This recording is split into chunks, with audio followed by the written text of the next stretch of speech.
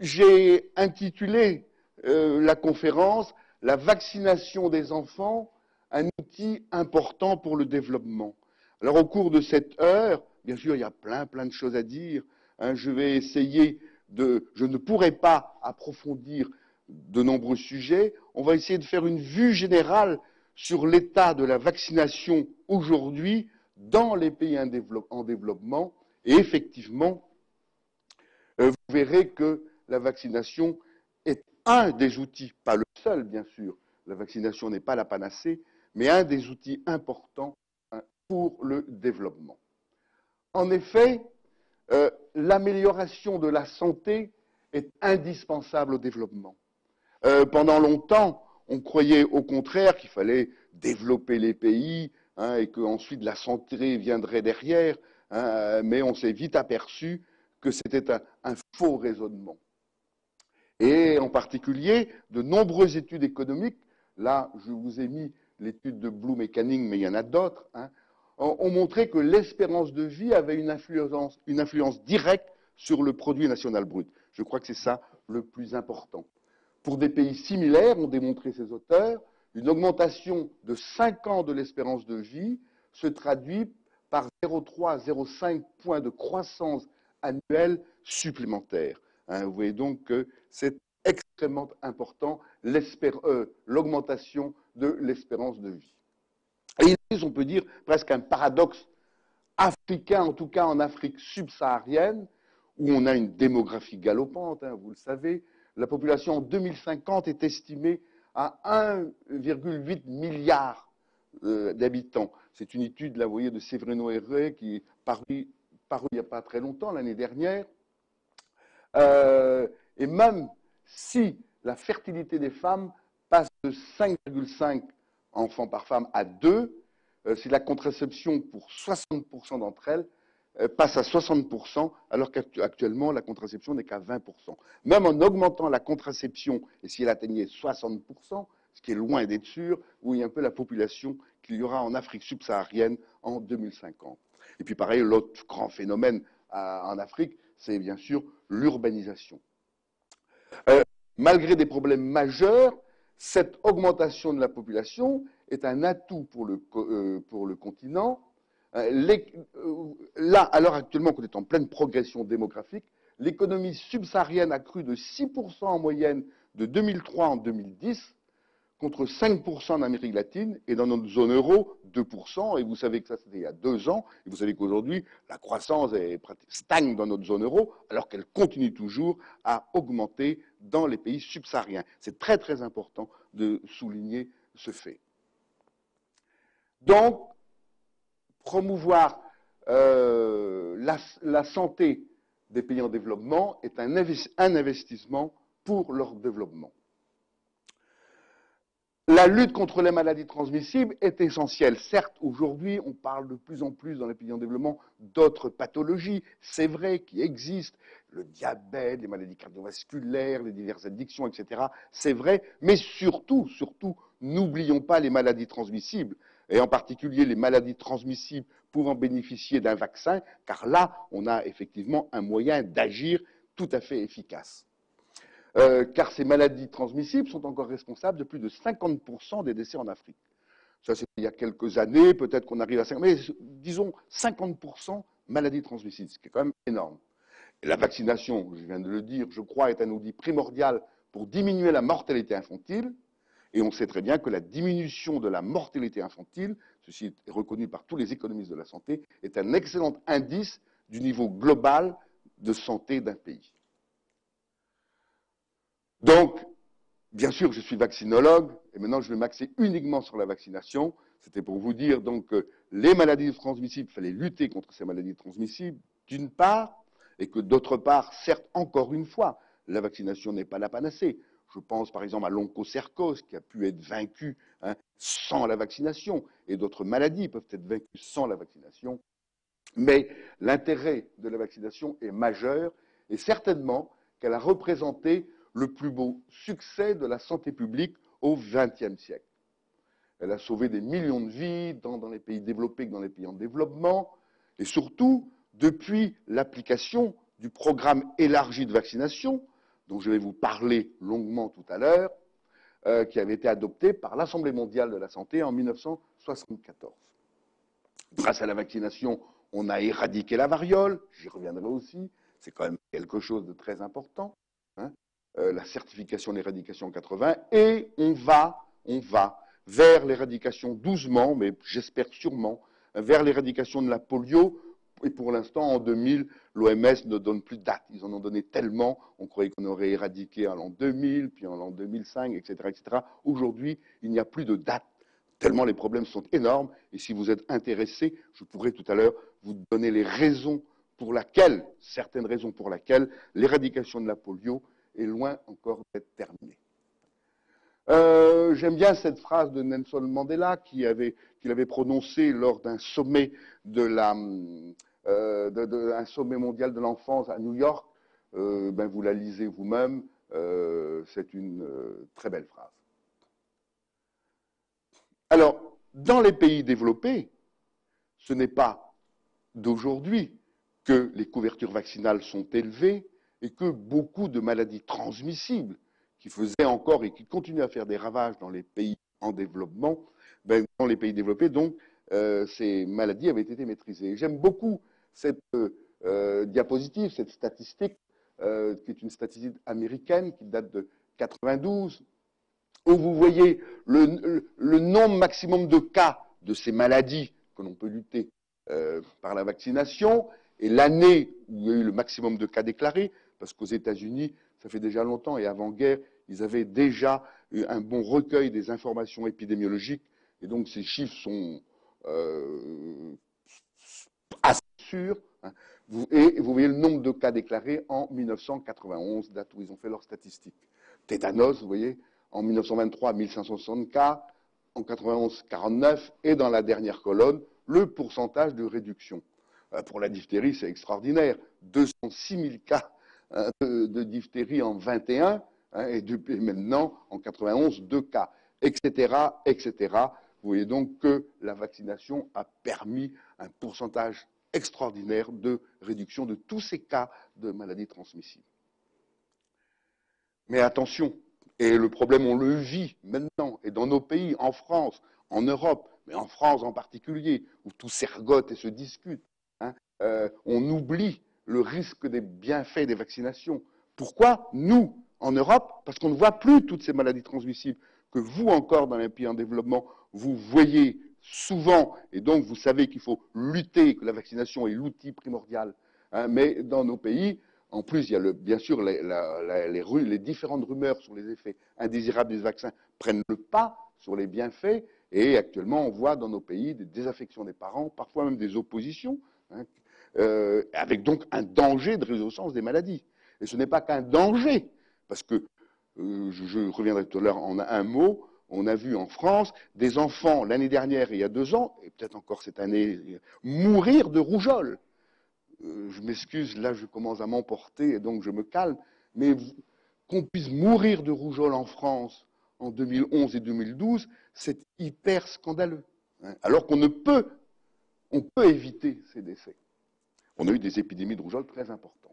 Alors, comme exemple, il y a eu, je ne vais pas commencer à raconter toutes ces histoires tout à fait intéressantes, pourquoi il y a eu des épidémies de polio aux Pays-Bas, parce que dans certaines communautés qui ne voulaient pas vacciner leurs enfants, qui étaient en fait des enfants adoptés, ça partait d'un extrêmement bon sentiment provenant d'Indonésie, mais cette communauté religieuse ne voulait pas les vaccins. Ces gamins étaient porteurs du virus polio en venant, et ils ont contaminé des jeunes qui ont fait ensuite de la poliomyélite. Le problème de l'arrêt de la vaccination nord-nigérian en 2003, qui a été très préjudiciable justement à l'éradication de la polio. Et en France, je viens de vous en parler, les récentes épidémies de rougeole. Bien, avant d'aller plus loin, je vais vous définir le concept de vaccinologie. Actuellement, tout le monde utilise ce mot de vaccinologie, qui est un néologisme, qui n'est pas encore dans le dictionnaire, qui le sera bientôt, car je sais qu'ils réfléchissent pour trouver une définition à la vaccinologie. Mais c'est un concept qui est né dans le milieu des années 70 et qui est dû de la rencontre de Charles Mérieux, qui est le père de ce qu'on appelle la virologie industrielle, Le véritable père, c'est M. Mérieux qui a, au monde, créé la virologie industrielle.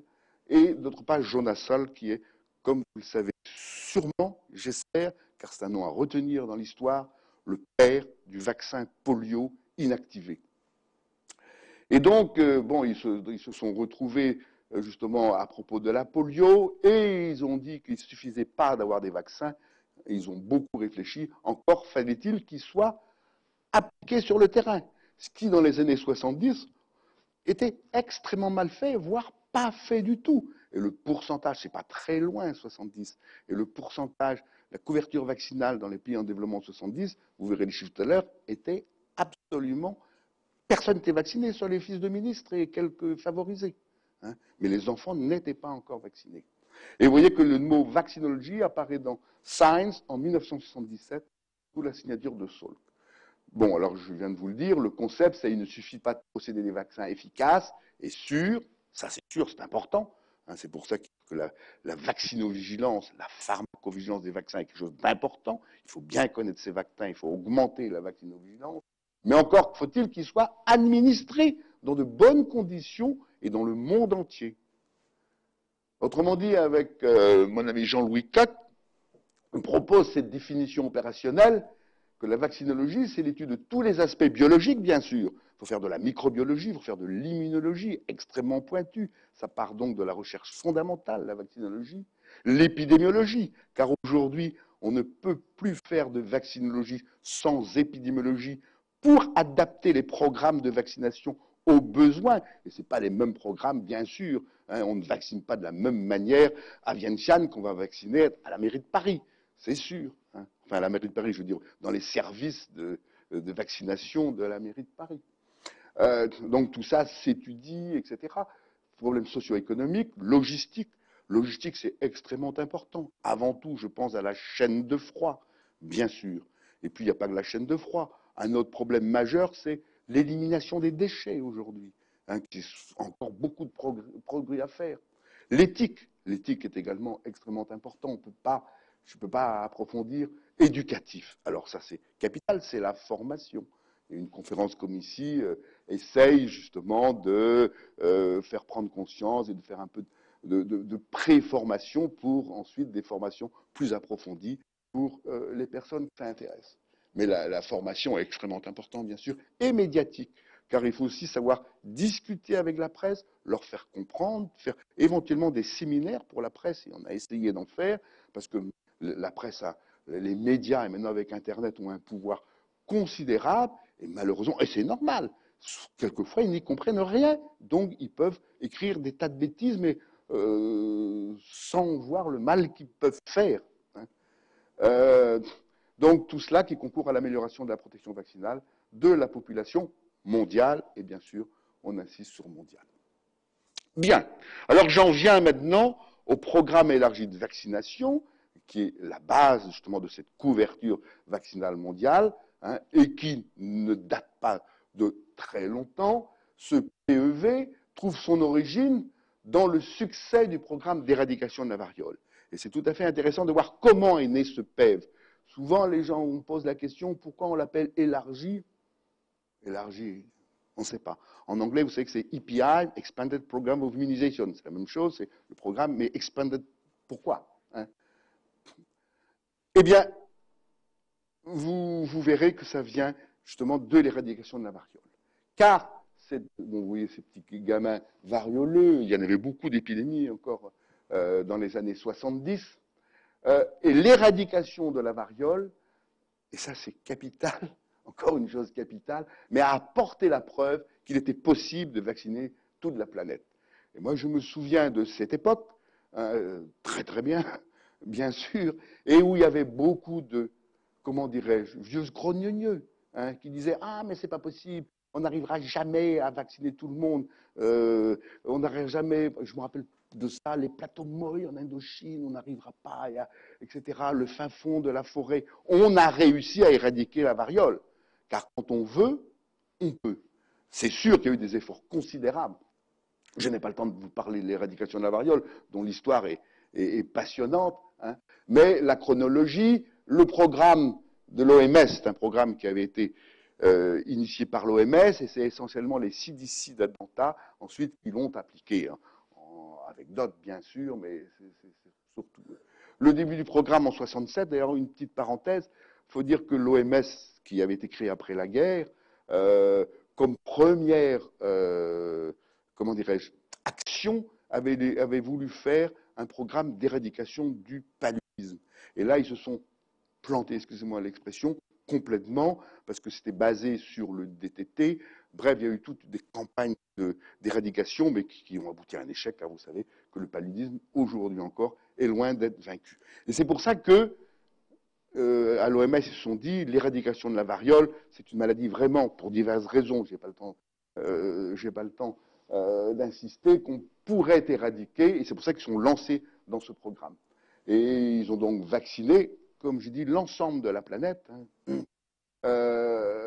Et le dernier cas en Europe a été survenu en Yougoslavie en 72, le dernier cas en Inde en 75. Vous voyez les pays rouges, là, c'était l'état de la variole en 1967, au début du programme. Le dernier cas naturel, c'est-à-dire le cas dans la nature, c'est ce petit Somalien, là, en 1977. En 78, il y a eu un autre cas mortel, c'était un accident de laboratoire à Birmingham. En fait, il y a eu 2 cas, car la laborantine, en manipulant du virus variolique, est mort, et son patron, tellement désespéré, s'est suicidé. Voilà l'histoire. Bon.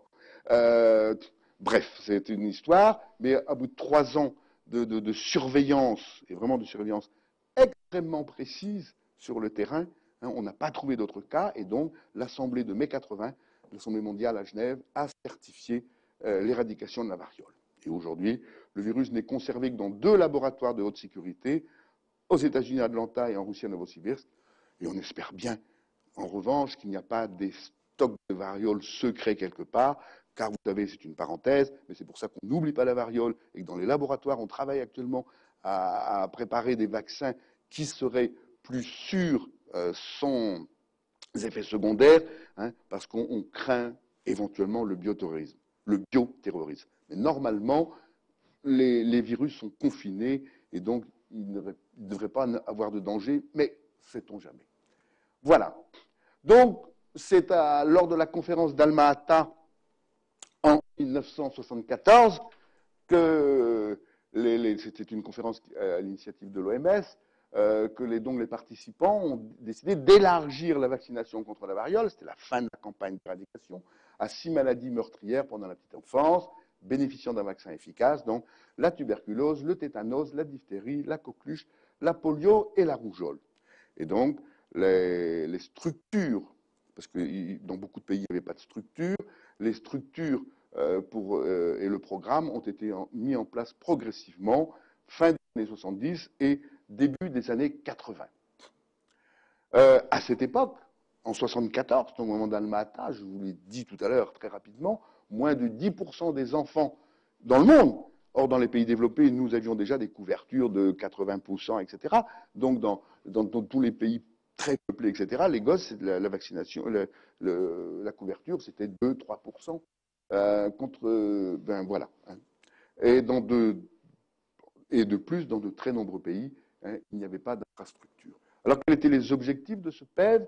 On voulait atteindre une vaccination universelle de 80% des enfants contre avec les vaccins que je vous ai cités tout à l'heure, avant 1990, réduire l'incidence et la mortalité due aux 6 maladies cibles choisies, bien sûr, ça va de soi, promouvoir les services de vaccination et l'accès aux vaccinations. Alors là, vous voyez, c'est de la vaccinologie, hein, il ne suffit pas d'avoir des vaccins et de vacciner, encore, il faut promouvoir les services et l'accès aux vaccins. Et, problème important, j'y dirai 2 mots tout à l'heure aussi si j'ai le temps, faciliter l'accès à l'autosuffisance de production et au contrôle de qualité des vaccins. J'y reviendrai parce que ça, on n'y est pas arrivé, c'est pas demain la veille, hein, mais il y a quand même eu 2 gros progrès. Alors, les vaccins, je vous ai cité les maladies contre lesquelles on luttait. Là, maintenant, je pense que ça vous intéresse que je dise 2 mots des différents vaccins. Vous le savez certainement, mais c'est toujours bon de rappeler quelques phrases clés contre pour ces différents vaccins. Bon, alors le BCG, c'est un vaccin vivant atténué. La diphtérie, diphtérie, le tétanos sont des anatoxines, je vais y revenir. La coqueluche, utilisée dans le programme élargi de vaccination, c'est pour l'instant, à ma connaissance, encore uniquement le vaccin germentier inactivé. On pourra parler tout à l'heure, si vous voulez, des vaccins acellulaires, si vous me posez la question. La polio, alors là, pour l'instant, c'est encore l'OPV. L'OMS est un peu têtu parce qu'ils vont être obligés de changer, sinon ils sont d'accord d'ailleurs maintenant, parce qu'on n'arrivera pas avec l'OPV à éradiquer la polio, et la rougeole qui est un vaccin vivant atténué. Bien, alors on revoit très rapidement tous ces vaccins. Le BCG, voilà, M. Calmette, qui avec Camille Guérin, donc, et je vous passe cette diapositive parce que je trouve assez extraordinaire quand même. Ils ont mis au point ce vaccin, c'est un Mycobacterium bovis qui est atténué, vous le savez, mais ce qu'il faut voir, c'est l'exploit. Après 238 passages sur pommes de terre dans de la bile. Ils ont fait ça de 1912 à 1921. Toute la guerre 14, alors qu'ils avaient plein d'autres choses à faire, etc. Ils n'ont jamais manqué leur passage. Moi, je trouve ça extraordinaire quand on réalise ce que c'est. Et pourtant, ils ont commencé à Lille, et ensuite des souches, je crois, sont venus à Paris, je ne sais pas trop l'histoire de la souche, parce que ensuite c'était la guerre, etc. Mais ils ont réussi, avec une ténacité extraordinaire, à obtenir en 1921 un mycobacterium qui avait perdu tout pouvoir pathogène, et ils ont fait toutes les expériences que vous connaissez, et donc qui protégeait contre la tuberculose, pas contre toutes les tuberculoses. Vous allez pas. Pardon. Donc, c'est aujourd'hui le seul vaccin vivant bactérien. Vous savez que la réponse immunitaire est uniquement en médiation cellulaire. Je le dis parce que j'ai entendu quelqu'un me dire « Et les anticorps ?» Il n'y a pas d'anticorps circulants, évidemment. Le contrôle se fait par l'allergie tuberculinique, vous le savez.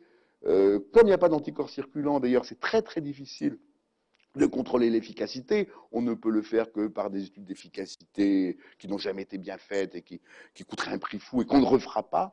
Actuellement, j'aurais plus à le redire, on recherche un vaccin efficace contre la tuberculose, et en particulier, enfin, contre toutes les tuberculoses. On recherche, et il y a tout plein de candidats vaccins, mais qui sont encore très très en amont, et c'est sûrement pas demain la veille qu'on aura un nouveau vaccin que le BCG va encore servir pendant de nombreuses années. Car le BCG est très très efficace à condition qu'il soit administré avant tout contact avec le bacille tuberculeux.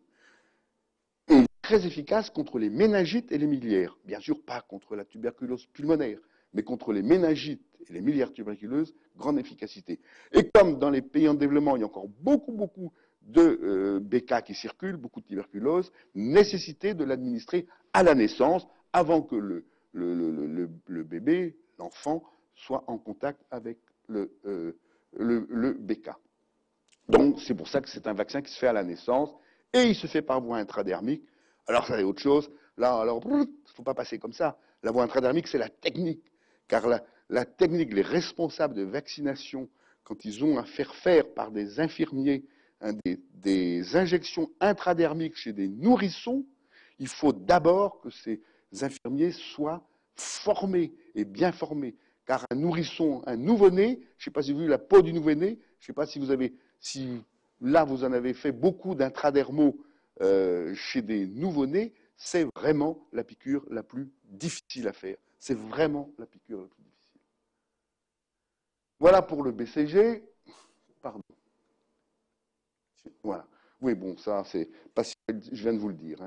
Et là, encore, c'est chez un adulte. La peau d'orange, chez un adulte, on arrive à le faire, mais chez un nouveau-né, c'est difficile. Alors, les anatoxines, ces vaccins n'ont pas changé aujourd'hui depuis qu'ils ont été mis au point par Ramon à Marne-la-Coquette en 23 et c'était un pasteurien, c'était l'Institut Pasteur de Marne-la-Coquette, en 1923 et 1926.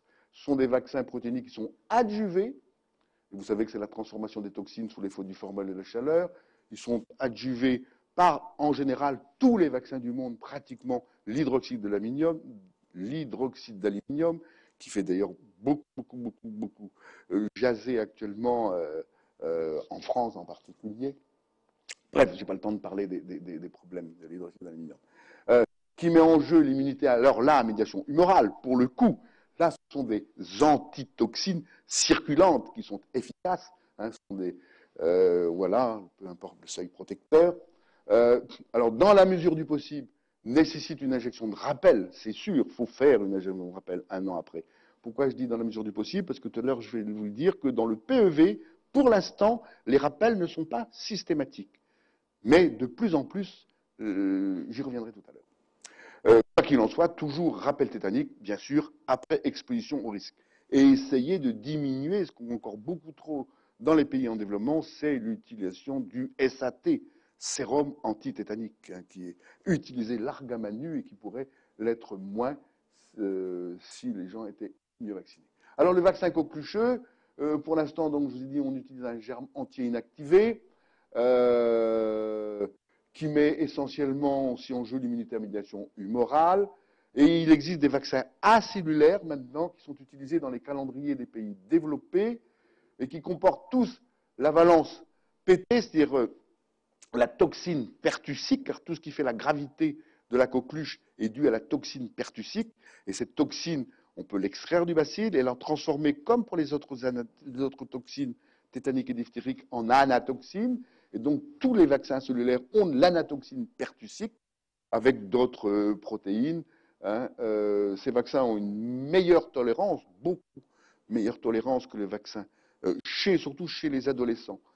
Chez les nouveau-nés, c'est à peu près pareil, mais l'efficacité est parfois moindre que le vaccin germe-entier. Ça pose un problème. Une parenthèse, c'est que quand on a justement fait des études d'efficacité du vaccin acellulaire français, on l'a fait bien sûr, hein, avec comme témoin un groupe d'enfants vaccinés avec le germe entier.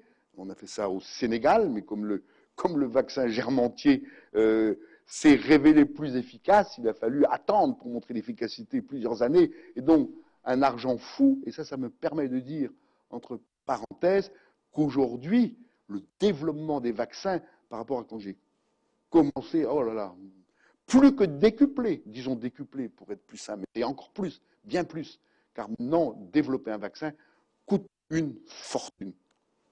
Et c'est pour ça que souvent les industriels réfléchissent à 2 fois avant de se lancer dans des développements de vaccins. Voilà. Alors, vaccin contre la rougeole, là c'est un vaccin viral, bien sûr, vivant atténué. Alors là, la conservation est délicate, et là il faut vraiment une chaîne de froid sans faille. Et il est arrivé dans le temps au Burkina, je me rappelle, qui s'appelait encore la Haute-Volta, qu'il y avait une campagne de vaccination rougeoleuse qui s'était montrée inefficace. Pourquoi? On s'est aperçu que le vaccin était resté sur le tarmac de l'aéroport. Bref, il n'avait pas été bien conservé au froid. Il avait quand même été utilisé ensuite, mais donc mal utilisé. Et donc c'est comme si on injectait de l'eau.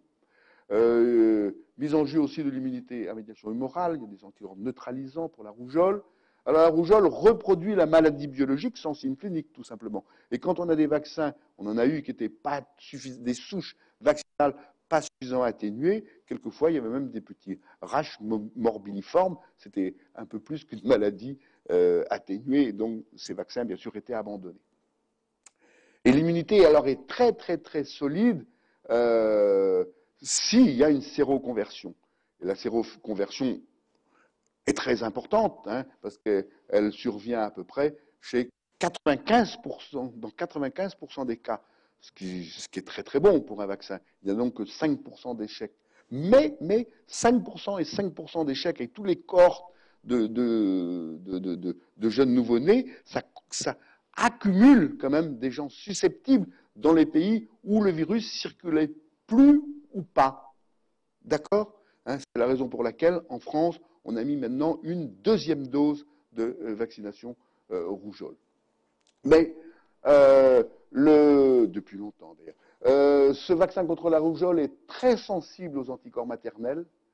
Ça, c'est très très important. Or, les anticorps maternels rougeole, c'est ceux qui perdurent le plus longtemps. Ils peuvent perdurer chez l'enfant, dans le sérum de l'enfant, jusqu'à 1 an. Pas pour tous, bien sûr, mais pour encore un certain pourcentage. Autrement dit, il faut attendre 1 an pour que tous les gamins n'aient plus d'anticorps maternels. Mais si on a, donc, c'est pour ça que dans nos pays, on vaccine à 1 an, hein, en attendant, justement, pour que la majorité des gamins donc, aient une prise du vaccin. Mais dans les pays où le virus circule beaucoup, et où il y a donc des épidémies. Attendre 1 an, c'est trop tard, car tous les gamins qui, depuis 6 mois, n'ont plus d'anticorps, ils sont donc susceptibles à la maladie, et ils pourraient donc avoir des épidémies graves. C'est pour ça qu'on vaccine donc à 9 mois, en sachant très bien que ce n'est pas l'idéal. Il y a donc des gamins chez qui le vaccin sera inefficace, car il sera neutralisé par les anticorps maternels restants, hein, mais on aura donc un pourcentage d'échec nettement supérieur à 95%, hein, mais quand même, on peut ainsi protéger le maximum d'enfants si survient une épidémie. Alors normalement, ensuite, dans les programmes de vaccination, il faudra mettre une deuxième dose. Mais pour l'instant, dans le PEV, on n'a pas encore de deuxième dose. Je regarde l'heure et je vais me presser. Voilà. Alors le calendrier, bon, à la naissance, c'est le BCG. Pardon, j'ai oublié que depuis, ça c'était le calendrier original, hein, depuis 1974, d'autres vaccins ont été rajoutés au PEV. La fièvre jaune dans les zones d'endémie amaryle, à 9 mois, en association avec la rougeole. L'hépatite B, l'hémophilus influenzae B, qui est en cours et même maintenant qui est pratiquement, depuis qu'on possède des vaccins pentavalents, diphtérie, tétanos, coqueluche, hépatite, hémophilus, hein, maintenant il est pratiquement dans tous les pays. Le pneumoconjugué 13 valences, c'est un projet actuellement qui se concrétise. Et alors là, c'est tout à l'heure j'en reparlerai avant de terminer ce topo. Pourquoi maintenant il ne faut plus attendre comme on faisait avant, 10 ans avant d'introduire, au moins 10 ans avant d'introduire un nouveau vaccin dans un programme des pays en développement, mais peu de temps après qu'ils aient été mis sur le marché dans les pays du Nord, on les met également dans les programmes des pays du Sud. Et actuellement en projet, et déjà certains pays ont réussi à l'introduire, c'est le vaccin contre le rotavirus. Donc vous voyez que ce PEV s'élargit à plusieurs valences vaccinales. Alors voilà le calendrier, hein, mais vous le connaissez, je passe rapidement, sinon je vais dépasser mon temps. La politique des rappels, je vous l'ai dit, non prévue dans les PEV à l'origine, et pas encore nécessaire dans certains pays, dans d'autres, oui, maintenant ça devient nécessaire. Quand la circulation des agents pathogènes est importante, cette circulation entretient l'immunité, la primo-immunité donnée par la vaccination, par des contacts occultes justement avec ces agents pathogènes qui circulent, et donc l'immunité se maintient. Mais dans certains pays, justement, où les agents pathogènes circulent de moins en moins, il faut mettre en place maintenant des rappels, et donc faire comme on le fait, et ça se fait maintenant, comme nous avons, nous en France, par exemple, le comité technique des vaccinations, mettre en place des comités techniques de vaccination nationaux pour adapter le programme à l'épidémiologie locale. Et là, actuellement, il y a un grand projet en cours qui marche bien et de plus en plus de pays, justement, adoptent justement ont des comités techniques nationaux de vaccination et adoptent donc des calendriers particuliers en fonction de leur épidémiologie. Et c'est l'idéal, c'est comme ça que ça devra être dans quelques années. Enfin, c'est encore loin le cas, c'est encore minoritaire. Bon, la stratégie pour atteindre donc les enfants, vous connaissez les mots, hein, il y a la stratégie fixe, ben, la famille se présente au centre de santé, avancée. Alors là, c'est dépendant de ce centre de santé, hein, il y a des points de rassemblement, des marchés par exemple, et à partir du centre fixe, souvent avec une mobilette ou une voiture légère, un infirmier va donc vacciner dans ces postes avancés. Et puis vous avez toujours indispensable, hein, parce que pendant longtemps, en particulier les anglo-saxons, ont beaucoup dénigré cette stratégie mobile qui provient de notre stratégie de lutte contre les grandes endémies du temps de la colonisation, avant les indépendances, bien avant les indépendances. Mais cette stratégie mobile est tout encore nécessaire pour pouvoir toucher les gens, hein, qui sinon ne seraient jamais touchés à cause des problèmes climatiques et autres. Et donc là, on se déplace, c'est une équipe qui se déplace pendant plusieurs jours, voire éventuellement 2 ou 3 semaines, hein, et qui vont donc aller vacciner des grandes régions, en général peu peuplées, mais où il y a quand même du monde, et surtout s'étendant sur des grandes superficies. Et donc là, le problème, c'est le transport et, toujours pareil, la conservation des vaccins, le problème de la chaîne de froid. Je passerai très rapidement sur les contre-indications des vaccinales et le programme élargi de vaccination, car dans le PEV, la priorité est accordée à la vaccination. Tous les contacts entre mère et enfant et les agents de santé doivent conduire à la mise à jour du calendrier vaccinal. C'est la règle de l'OMS et c'est une bonne règle. Il y a une seule contre-indication finalement, c'est que les vaccins vivants, alors je répète, vaccin vivant bactérien, le BCG, plus le vaccin polio oral, la rougeole et la fièvre jaune, ne s'adressent qu'aux enfants dont, donc la contre-indication ne s'adresse qu'aux enfants dont le déficit immunitaire est connu et avéré. En un mot, c'est le sida maladie. Et il est évident que les gamins qui ont un sida maladie ne seront pas vaccinés par les vaccins vivants atténués, et vous comprenez pourquoi. En revanche, les vaccins inactivés, pas de contre-indication. Sans doute seront-ils mal protégés, mais en tout cas, il n'y aura pas de complications dues à la vaccination. Et bien sûr, autre contre-indication, si lors d'une primo-vaccination, il est apparu une réaction anaphylactique, bien sûr, donc là, c'est une contre-indication à une deuxième dose. En revanche, les infections mineures des voies aériennes supérieures ou des diarrhées avec fièvre K38, tous les petites bobos, les petites maladies ne sont pas des contre-indications au vaccin. Je dis ça parce que très souvent, en particulier dans nos pays, dès que le gamin est un peu malade, on ne va pas le vacciner. Oui, alors parce qu'il est certain que si vous avez une virose ou une autre maladie, votre système immunitaire peut être amoindri et que la vaccination risquerait d'être moins efficace que lorsque l'enfant est sain. Et c'est pour ça que comme nous avons le temps, la mère retournera, bon, elle râlera un peu s'il faut qu'elle prenne, enfin bref, tous les problèmes de retourner chez le pédiatre alors qu'on a prévu un jour qu'il ne faut pas aller ce jour-là, mais enfin on peut le faire sans problème et on attendra que l'enfant soit en parfaite santé pour avoir une dose. Tandis que dans les pays en développement, lorsque c'est le jour de la vaccination, alors là, on sait que peut-être l'enfant sera moins bien protégé, mais au moins il sera quand même vacciné. Donc on n'hésite pas à le vacciner, car ça n'entraîne pas de complications supplémentaires de vacciner un enfant qui n'est pas en pleine santé. Bien, alors j'ai rappelé brièvement, donc maintenant vous voyez les vaccins du PEV, comment ils sont arrivés, comment on est arrivé à ce PEV.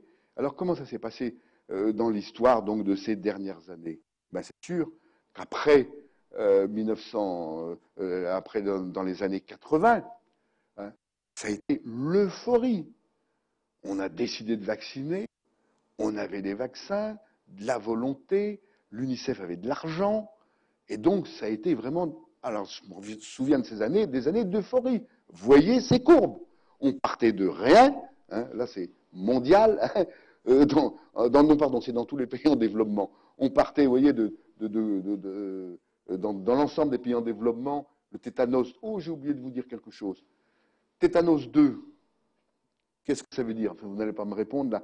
C'est que dans le programme élargi de vaccination, il y a également la vaccination des mères contre le tétanos dans le cadre de la prophylaxie du tétanos néonatal. J'ai oublié de vous le dire. Et on a vu donc la progression du tétanos 2 chez les femmes en âge de procréer augmenter, vous voyez, 56%, la rougeole qui arrive à 79%. Enfin, vous voyez, années 80, année vraiment d'euphorie encore une fois. Et là, c'est Jim Grant qui est malheureusement disparu depuis, qui était, vous devez vous en souvenir, le directeur général de l'UNICEF et qui parcourait le monde. Enfin bref, c'était formidable. Hein. C'était formidable. Et puis ensuite, les années 90, alors là, dans les pays en développement, ça ne marchait plus. Ça ne marchait plus. Nous allons voir les raisons. Parce que vous voyez, on est arrivé à 75%.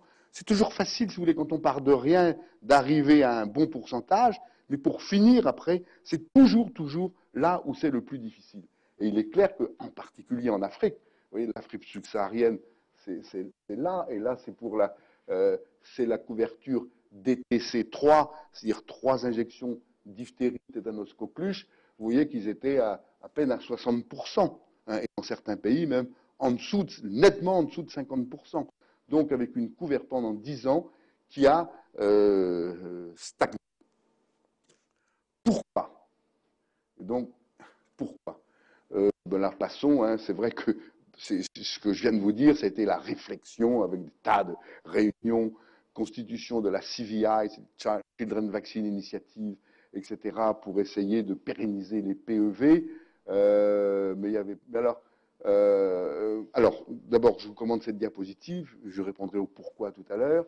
En 2000, autrement dit, dans les vaccins du PEV, il y avait une grande disparité dans le monde. Dans les pays à haut revenu, il y avait plus de 90% de couverture.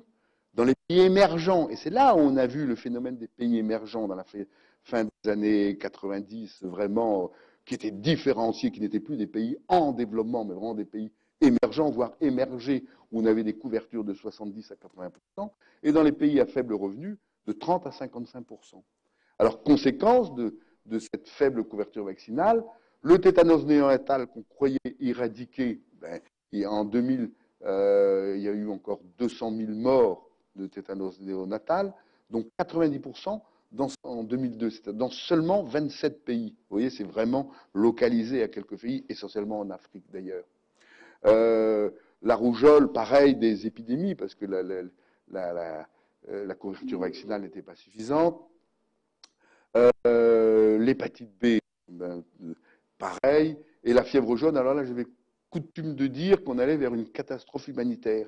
Parce que la fièvre jaune existait en Afrique, on avait des petites épidémies, et le malheur eût été qu'une épidémie survienne dans les villes sahéliennes de Bamako, Bobo-Dioulasso, Ouagadougou, Niamey, etc., dans toute cette zone où la protection était nulle, où pendant la saison des pluies, il y a des Aedes aegypti, et où il y avait beaucoup de circulation de personnes venant de là où il y a le réservoir. Alors quelqu'un de malade en virémie qui serait arrivé aurait pu être à l'origine d'une épidémie très très importante. Il y a eu à Abidjan une alerte grave avec pas mal de cas. Là, les Abidjanais, ils ont parfaitement vacciné tout le monde en peu de temps, ça a été parfait, hein, mais ça a été chaud. Donc vraiment, tout le monde vivait comme ça avec la fièvre jaune au-dessus de la tête. Et heureusement que maintenant, je vais vous montrer, presque tout le monde est vacciné, sauf, et j'ai entendu ça la semaine dernière, hein, sauf au Soudan du Sud, où actuellement, là, hein, il y a une épidémie très importante de fièvre jaune qui a lieu, parce que eux, justement, n'avaient pas bénéficié du programme de vaccination fièvre jaune dont je vais vous parler dans quelques minutes avant la conclusion. Bien. Alors, cause de cette stagnation, rapidement, c'est sûr, manque de volonté politique, des guerres, des troubles sociaux, etc. Ça, c'est sûr que c'est une cause. Mais il y a une autre qu'on ne pense pas, c'est la production de vaccins insuffisante. Parce que je ne sais pas si vous vous rendez compte de passer des couvertures quasi nulles à ce qu'on a vu, ça fait des millions et des millions et des millions de doses, et que ça ne se trouve pas sur le sabot d'un cheval. Et que de fabriquer des vaccins, c'est extrêmement long, difficile, etc. Et que l'industrie ne pouvait pas suivre. Ça a été un problème important. Et puis en plus, il manquait beaucoup, beaucoup de sous, parce que l'UNICEF commençait à s'essouffler. Alors, un mot sur l'augmentation des besoins en vaccins. Bon, très rapidement, c'est vrai que dans ces années-là, fin des années 90, la survie des industriels du vaccin les a conduits à se concentrer à un petit nombre de producteurs à grande échelle. Aujourd'hui, il y a 3 ou 4 grands producteurs de vaccins dans le monde, c'est tout. Hein. Capables de développer des approches innovatrices, en même temps capables d'augmenter leur capacité tout en maintenant des prix pour les vaccins du PEV accessibles aux pays à faible revenu. Bon, mais malgré cela, la demande mondiale donc, ne pouvait être satisfaite. Mais alors là, on a vu un phénomène émerger au début des années 2000, c'est la production de vaccins dans les pays émergents. Et j'insiste, de bons vaccins, de très bons vaccins, comme les vaccins du Nord. En particulier en Amérique latine, au Brésil, à Cuba, hein, ils sont par exemple tout à fait, ils ont un excellent vaccin contre l'hépatite B. En Asie, en Inde, le Serum Institute of India, là maintenant, est enfin, ils font de très très bons vaccins, et ils en font beaucoup, ils ont vraiment augmenté leur capacité de production. La Chine est autosuffisante de ses besoins nationaux. Je ne sais pas si vous vous rendez compte de ce que ça veut dire, hein. Avec tous les petits Chinois qu'il y a, c'est que donc ils peuvent vacciner. Malheureusement, le continent africain, il n'y a pas de producteur, simplement Dakar, et malheureusement même Dakar aujourd'hui ne fait plus de fièvre jaune. J'espère qu'ils en referont bientôt parce que on a besoin du vaccin dakarois qui aujourd'hui n'est plus produit. Voilà. Et aujourd'hui, tous ces pays émergents, ce qui aurait été impensable il y a quelque temps, fournissent plus de la moitié du nombre total de doses de vaccins requis dans le monde pour le PEV. Ce qui veut dire qu'au point de vue production, si vous voulez, il n'y a plus cette pénurie que nous avions avant. Alors maintenant, j'en arrive à vous parler de l'insuffisance de financement. C'était donc le troisième problème qui faisait que dans la fin des années 2000, donc, la couverture vaccinale stagnait. Et heureusement est arrivé Gavi. Hein, et l'apport de l'Alliance Gavi est donc considérable pour le financement. Sans Gavi, ce serait catastrophique. Alors qu'est-ce que Gavi? C'est l'acronyme de la Global Alliance for Vaccine and Immunization, hein, l'Alliance mondiale pour les vaccins et la vaccination. Alors, qui date de 1999, et c'est, vous le savez tous, hein, la fondation Bill et Melinda Gates, hein, qui se sont dit, on va créer, il faut vacciner les enfants, on va mettre beaucoup d'argent et on va surtout s'efforcer à ce que beaucoup d'autres partenaires mettent de l'argent, hein, pour vacciner les enfants. Et Gavi a été lancé à Davos lors du Forum économique mondial de janvier 2000. Alors, c'est une agence de partenaires traditionnels. Vous verrez, je vais vous montrer le board, le conseil d'administration, où il y a la Banque mondiale, l'OMS, l'UNICEF, etc. Et puis des nouveaux partenaires, vous verrez. Hein. Et surtout, il y a une excellente collaboration entre des partenaires du secteur public et du secteur privé. Surtout les gouvernements, les industriels, des fondations privées. Donc vraiment, c'est personne ne diabolise l'autre, ce qui est extraordinaire, parce que dans nos pays, vous avez vu que de plus en plus, le public diabolise le privé, le privé diabolise le public. Ça ne va pas. Il faut mieux collaborer. Et là, dans Gavi, justement, il y a une excellente collaboration. Et les partenaires donc, partagent en commun une analyse de la situation, une vision, c'est ce qu'ils disent, et une série d'objectifs stratégiques. Voilà le conseil d'administration avec des gouvernements, des représentants des gouvernements, les ministres de la Santé, hein, des pays développés et des pays industrialisés. Je vous ai dit les partenaires traditionnels, bien sûr la fondation Bill Gates s'occupe également des sièges. Ah oui, et puis la société civile de plus en plus d'ailleurs, et qui augmente, parce qu'il y a tout plein d'associations, et puis il y a Médecins sans frontières, il y a et des tas de fondations et d'associations qui actuellement donc, sont dans ce groupe de la société civile. Et les industriels des vaccins, tant donc des pays industrialisés que des pays en voie de développement. Alors, but, c'est faciliter les programmes de vaccination dans les pays les plus défavorisés. Alors là, il y a un problème, c'est pas un problème, mais ça commence à créer un problème parce qu'à l'origine, les pays éligibles, donc ceux qui pouvaient bénéficier des subventions de Gavi, hein, de l'avantage de Gavi, c'était des pays qui avaient un PIB inférieur à $1000 par habitant et par an. Je vous dis tout de suite, parce que tout à l'heure, je n'aurai pas le temps de le dire, que actuellement, avec le développement, justement, il y a beaucoup de pays qui dépassent les $1000 par habitant et par an, et donc qui ne sont plus éligibles, qui n'ont plus le droit à Gavi. Alors là, il y a actuellement une réflexion parce que ça pose des problèmes. Parce que un pays est supérieur à un PIB, un PNB supérieur à $1000, que ça soit plus facile de vacciner tout le monde dans certains pays. Hein. Il y a tellement d'autres problèmes. Bon. Alors, but aussi de Gavi, et là vraiment, c'est pour ça qu'on vaccine maintenant contre le pneumo dans des pays où on n'aurait jamais vacciné encore contre le pneumo s'il n'y avait pas eu Gavi, c'est permettre l'accès le plus rapide aux nouveaux vaccins. Assurer le renforcement des systèmes de santé, de la formation du personnel. Alors, ce n'est pas une phrase pour rien, ça. Hein. Je pourrais en parler pendant une demi-heure. C'est capital. Parce que Gavi, justement, ne finance pas à fonds perdus. Ils veulent absolument, et il s'assure, parce que c'est tout à fait contrôlé, hein, que le service de santé a été renforcé avec des gens formés. Hein. Et en particulier, j'ai mis le cours EPIVAC, là, cours pour les pays francophones. Je suis certain qu'il y a des amis là qui ont peut-être fait le cours EPIVAC qui s'adresse aux médecins chefs de district. Hein, et ils connaissent parfaitement donc toute la vaccinologie. Et c'est quand ils sont formés qu'ensuite ils bénéficient des financements. C'est quelque chose de capital. On ne finance pas comme ça sans regarder où l'argent va et par qui il est utilisé.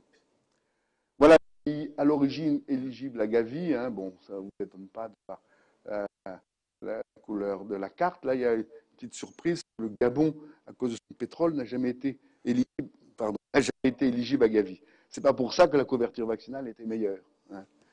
Bon, alors, essentiellement, c'est pour financer. Alors là, ils ont des financements innovants assez très importants. Bon, il y a des financements classiques hein, qui récoltent par les pays donateurs, mais il y en a deux financements innovants. Il y a l'IFIM, là, International Finance Facility for Immunization. J'y reviendrai pas parce que c'est vraiment, quand je suis pas financier, mais c'est un grand, comment dirais-je, un montage financier qui permet de recueillir des fonds. Et l'Advanced Market Commitment, ça c'est autre chose, l'AMC, vous allez le voir tout de suite sur la diapositive suivante. L'IFIM, passons, hein, donc mécanisme de financement, accélère la disponibilité de capitaux destinés au programme de vaccination, en émettant des emprunts, etc. Tout ce que je sais, c'est que ça rapporte beaucoup de sous et de l'argent frais peut être injecté dans les programmes immédiatement. Lors de la première émission, vous voyez, ils avaient levé 1 milliard de dollars et qui peuvent ensuite, et 900 millions avaient été dépensés un an après, donc vous voyez que ça tourne et ça tournait intelligemment. Mais actuellement, on est plus nettement au-dessus d'1 milliard. Hein. Pour jusqu'en 2015, vous allez voir, c'est plusieurs milliards qui sont déjà, comment dirais-je, provisionnés, si j'ose dire. Alors, l'Advanced Market Commitment, ça c'est tout à fait intéressant, c'est pour l'industriel. Parce que c'est vrai que souvent, les industriels, on leur dit, on va vous commander tant de doses, tant de millions de doses, mais ils se disent, ah oui, mais si ensuite je ne peux pas être payé, si ceci, si cela, ils hésitent à les mettre souvent en fabrication, parce que fabriquer un vaccin, c'est plusieurs années, c'est pas moi, hein, c'est plusieurs années, hein, en particulier le vaccin pneumo, où il y a 13 valences, conjuguées, enfin, je passe. Mais là, l'industriel obtient une garantie d'achat par Gavi du nombre de doses déterminées et le prix fixé à l'avance. Donc tout ça c'est provisionné, donc il peut partir, il sait qu'il fournira ses doses à des prix négociés, bien sûr, bas, hein, mais qui sera payé. C'est capital. Et le projet pilote, là, et qui marche très très bien, parce qu'il y a tout plein de pays, on voit sur Internet, tous les pays qui introduisent le pneumo les uns après les autres, grâce à ce milliard 5, parce qu'il y a un seul fabricant de vaccins pneumo 13 valences pour la vaccination contre les infections à pneumocoque. Donc vous voyez que près de 4 milliards américains donc, de dollars approuvés pour le programme jusqu'en 2015. Et j'ai vu le chiffre là récemment. Aujourd'hui, ce chiffre, ils ont réussi encore avec le soutien des donateurs, c'est 7 milliards 35 millions hein, qu'il y a pour la vaccination. C'est quelque chose, hein, je ne sais pas si vous vous rendez compte de dollars. Ça vraiment, hein, on peut voir l'avenir avec un certain optimisme. Et c'est surtout, vous voyez, un argent pour l'introduction des nouveaux vaccins et des vaccins sous-utilisés. Mais également pour renforcer les systèmes de santé. Et puis, l'injection safety support aussi je vais vous en parler tout de suite là. Bon, alors, j'ai encore 5 minutes? Oui. Hein, j'ai encore 5 minutes, Jean-Luc? D'accord. Donc, depuis 2000, effectivement, on peut dire que ça marche beaucoup mieux qu'avant, ça marche même bien par rapport aux années 90. Hein, et que vous voyez que pour la rougeole, par exemple, que l'objectif était en 2005 de 400 000 cas et que vous voyez que la réduction, en fait, a été de 75%, pardon, a été donc au-dessus hein, des prévisions. Là, c'est pour, je passe vite, c'est la couverture vaccinale hépatite B. Bon, ben, vous verrez sur la diapo qui, effectivement, globalement, dans le monde, est en fonction des différentes zones de l'OMS, a également augmenté. Il y a encore beaucoup d'efforts à faire en Afrique en particulier, mais je répète, depuis qu'on a le vaccin pentavalent combiné, dans lequel il y a, je répète, parce que c'est important, diphtérie, tétanos, coqueluche, hépatite et hémophilus, la couverture vaccinale est en train de grimper. C'est comme dans nos pays, hein, la coqueluche n'a jamais été un vaccin obligatoire, ça a toujours été dans les vaccins combinés, et donc il passe avec le reste. Hein, et chaque fois qu'on a une combinaison vaccinale, et maintenant avec l'hépatite, on a aussi des combinaisons vaccinales, alors que ça a stagné du fait de tas de problèmes là, tous ces dernières années, maintenant la couverture vaccinale est repartie à la hausse d'une manière extraordinaire, parce que effectivement, on pique le bébé qu'une fois, on le piquer 2 ou 3 fois, avec les vaccins combinés. Bien, je passe sur le tétanos néonatal pour vous parler de grandes initiatives de Gavi en cours actuellement. Alors, je vous dis qu'il y a une grande initiative de vaccination contre la fièvre jaune qui est très très avancée, hein, en tout cas en Afrique de l'Ouest et aussi, je crois, en Afrique du Centre. Mais oui, le Soudan du Sud n'a pas encore bénéficié donc d'une vaccination systématique. Ça, c'est vraiment des vaccinations de masse.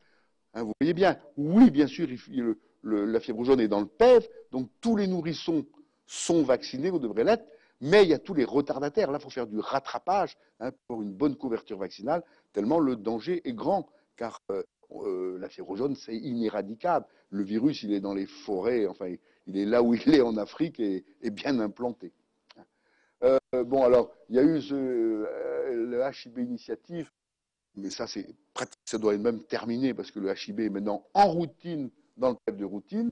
Alors, l'action Pneumo est en plein actuellement et on voit introduit, j'ai encore vu, dans 2 pays, je crois que c'est au Congo et à Madagascar, il vient d'être introduit là, cet automne 2012.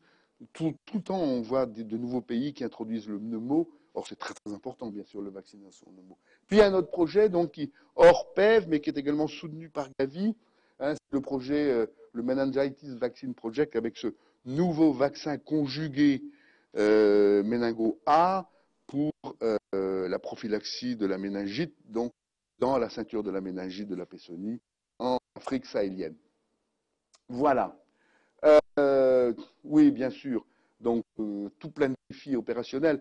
Là, ce qu'il y a d'important, défi de qualité, c'est planifier, évaluer ce qu'on fait. J'insiste là-dessus parce qu'avant, on n'insistait pas beaucoup. On finançait des vaccins, etc. Et puis ensuite, bon, on voyait ça marchait ou ça marchait pas. Tandis que maintenant, on planifie d'abord et ensuite on évalue. C'est comme partout, hein, mais dans les vaccins aussi, les programmes de vaccination doivent s'évaluer. Et puis, on a aussi le défi de la sécurité vaccinale. Et il faudrait, là, c'est encore insuffisant, de la mise en place de surveillance des effets indésirables, manifestations post-vaccinales, effets indésirables. Et le problème de la gestion des déchets. Je crois que je vais aller vite. Pendant longtemps, on a utilisé, là, c'était 2 ou 3 diapositives pour montrer le problème de la sécurité des injections. C'est intéressant, alors j'y vais. Hein. Avant, pendant un temps, on avait commencé à utiliser les injecteurs sous pression sans aiguille, qui avaient tout plein d'avantages, mais avec le sida, on était obligé de les arrêter, ce qui est bien dommage. Ce qui est bien dommage, parce que les injections avec des seringues qui sont mal stérilisées hein, et des aiguilles mal stérilisées, ça peut être gravissime, avec transmission de maladies infectieuses, hein, hépatite B, C, VIH, dengue, malaria, tout plein de transmissions, vous verrez sur cette diapo. Et alors là, il y avait une statistique qui a fait peur à tout le monde. En 99. Hein, c'était une évaluation. Moi, j'en reviens pas, c'est pas possible. J'ai relu, si c'est bien ça. Conséquence des injections imputables à la réutilisation de seringues et d'aiguilles sans bonne stérilisation préalable, 1 milliard d'injections vaccinales. Il est sûr que là aussi, les injections ont augmenté exponentiellement par rapport à la couverture. C'est une logique implacable. Hein. 1 milliard de vaccinations effectuées chaque année dans le monde. Et les maladies transmises, vous vous rendez compte, 8 à 16 millions d'hépatite B, 2, 3 à 4 millions d'hépatite C, 80 à 160 000 infections au VIH-Sida. Bref, on a été là au bord de la crise sanitaire. Hein, et là, il a fallu prendre vite des mesures urgentes. Et quelle a été la solution? C'est bien sûr les seringues autobloquantes. Et dans tous vos pays, vous utilisez, j'en suis sûr, vous pourrez me le dire tout à l'heure, hein, des seringues autobloquantes. Car maintenant, mais c'est pas vieux, vous voyez, mais maintenant c'est évident, parce qu'on ne peut plus les réutiliser, et donc tous ces dangers de transmission plus de mise. Seul matériel acceptable pour les campagnes de vaccination, coût justifié si on s'attache à la sécurité, et en même temps on fournit des conteneurs de sécurité. Le problème qui reste encore, je l'ai dit 2 ou 3 fois parce que je vois bien comment ça se passe, c'est le problème des déchets. Hein. Ensuite, il faut les incinérer. Là, quelquefois, c'est encore, bon, il y a encore beaucoup de progrès à faire pour l'élimination des déchets. Voilà. Eh bien, écoutez, je crois que j'ai terminé. Bien sûr, donc, il faut améliorer les connaissances, le savoir-faire et les pratiques de tous les personnels. Je l'ai dit plusieurs fois, hein, pour moi, il n'y a pas que pour moi, parce que c'est capital d'avoir une bonne, formation. Et il faut bien sûr que les nationaux s'approprient les différents programmes, leurs programmes de vaccination. Et c'est pour ça que mettre en place des programmes nationaux de vaccination avec des comités techniques de vaccination, hein, de plus en plus, hein, c'est l'évolution naturelle du PEV qui, normalement, devrait disparaître dans quelques années. C'est comme ça que ça devrait se passer. Et donc, en conclusion, la diminution de la mortalité infantile favorise le développement dans les pays en développement. C'est sûr qu'aujourd'hui, après donc le pessimisme des années 90, on peut être optimiste. Et vous avez vu, je vous ai encore annoncé des milliards, car il y a une grande augmentation de la couverture vaccinale du PEP, avec de nouveaux vaccins qui sont mis en place. Donc le défi à poursuivre, c'est adapter les capacités de production de vaccins aux besoins. Hein. Ça, c'est encore important. Et pour ça, actuellement, il y a des partenariats de production. Hein, ce n'est pas des transferts de technologie, mais je n'ai pas le temps de développer. C'est des partenariats de production entre la bio-industrie du Nord et les pays émergents. Il y en a en particulier entre la France et la Chine. Et puis, bien sûr, poursuite de l'aide financière de Gavi, car si quelqu'un fait un mauvais coup à Bill Gates, alors là, on est foutu. Merci pour votre attention.